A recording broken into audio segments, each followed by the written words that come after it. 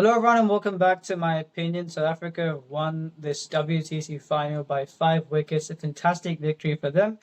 Going into this final, a lot of people thought Australia would win easily.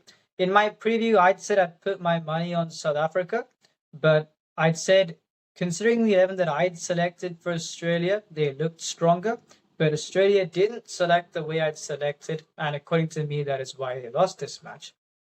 And there wasn't much Australia could have done today. I said Pat Cummins should bowl the first over today, and he did so. He picked up a wicket. All the bowlers improved their figures.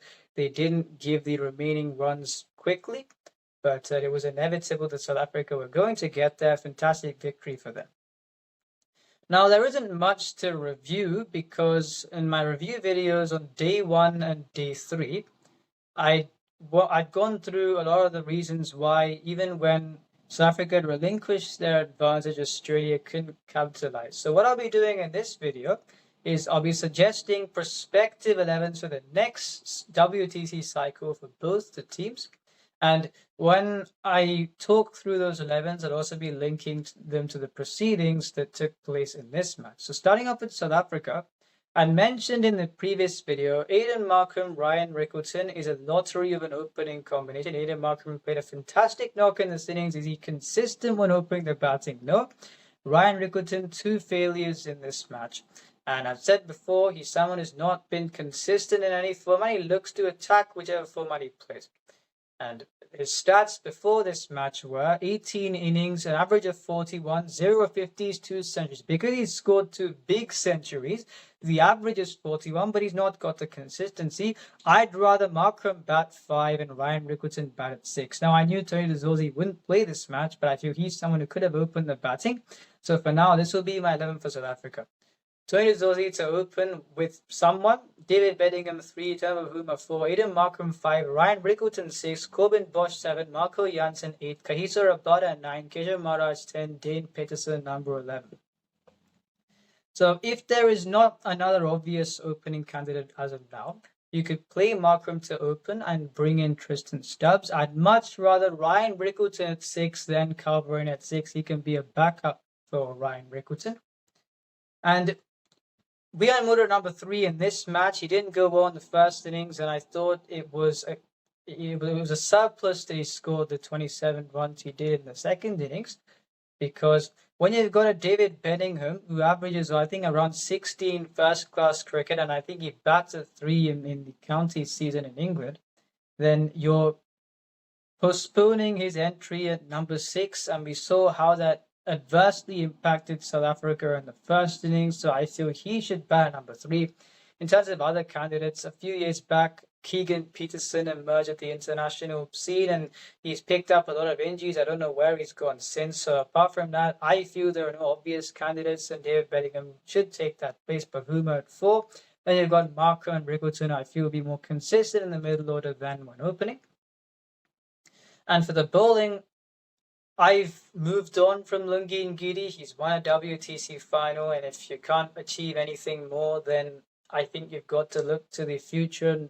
I think if you're looking at the composition of this attack, we saw in this match there are 2 attacking bowlers. Rian Mutter's not third seamer. Lungi Ngidi, he got 3 wickets by fortune. I didn't think he was the correct selection for this match. So what I would do is, you've got this attack that is there, Corbin Bosch, Marco Jansen, Rabada, Dane Peterson. Now, Corbin Bosch at times is guilty of not bowling the fuller lengths. So, someone who emerged in the previous years, SA20, Delano Potgieter, he's someone who can bat at about that number 7 mark. He's a left-hander and can swing the ball. So he bowls fuller lengths than Corbin Bosch. If you play him ahead of Bosch, the batting will reduce, and you've got a frontline option with the ball to partner Jansen and Rabada and Dane Peterson for the control. And if you need to play a second spinner, I feel Simon Harmer is a better bowler than Sanaran Muthuswamy, and he can also bat. So I've gone with him to be either a backup for Maharaj, or if there's some turn or Savage, you can play both of them. So this is how I would go.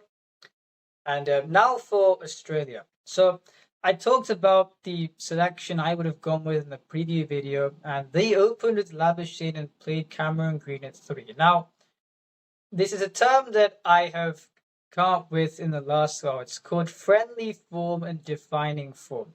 Friendly form. Cameron Green scores a century in the county circuit. What's defining form? Josh Inglis, wherever he's played, whichever format he's played, has done very well. You just look at the way a player is performing, you can sense that confidence. And in my view, Josh Inglis's confidence far supersedes at this point in time Cameron Green's, despite he's been scoring runs of return. I would have played him ahead of Green. They shifted Manas Labuschagn's position from 3 to opening, and you saw that both those two didn't get the runs in this match. So there's a player who they haven't been picking no matter what, and that's Cameron Bancroft. And when I was in year 10, that was the last time he played for Australia. He didn't do well then. Since then, they brought Steve Smith to open. They didn't put Manas Labuschagne in this match.